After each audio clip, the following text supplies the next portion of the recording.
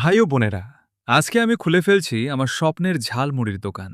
কারণ এসএসসি পরীক্ষা যদি বাঁশ দেয় তাহলে তো ভবিষ্যতে এটাই ভরসা।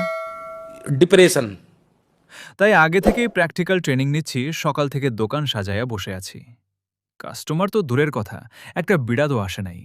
আমি ভাবলাম এভাবে চললে তো দোকানের নাম হবে ঝালমুড়ি অ্যান্ড বেকার লিমিটেড। তারপর কি করলাম জানেন? রাস্তা দিয়ে দুইজন যাইতেছিল, আমি সরাসরি কান ধরে দোকানে নিয়ে আসলাম। বললাম, ভাই, আজকে তোদের দিয়াই দোকানের শুভ উদ্বোধন। दादागिरी करेगा मेरे साथ दादागिरी करेगा। ওরা ভয়ে ভয়ে এক লোকমা খেল, তারপর বলতেছে, ভাই, ঝালমুড়ি ভালো হয় নাই। এই কথা শুনে আমার ভেতরের গর্ডন র্যামজি জেগে উঠল। আমি সরাসরি গোয়া খাইয়া মরিচের পুরো প্যাকেট ঢাইলা দিলাম। তারপর যা হইল, একজন পানি খুঁজতে খুঁজতে পাশের গ্রামে চলে গেছে, আরেকজনের অবস্থা এমন, মনে হচ্ছিল মুখ দিয়ে ড্র্যাগনের আগুন বের হবে।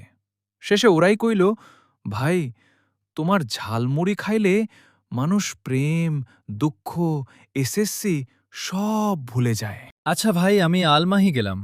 ভিডিও দেখে হাসলে একটা লাইক মাইরা দিও, বন্ধুদের শেয়ার করো, ওদের একটু ঝাল লাগুক। আর শকুনা শকুন চ্যানেলটা সাবস্ক্রাইব করে বেল আইকন অন রাখো। না, কোলে রাতে বালিশের নিচে ঝালমুড়ি পাইবা।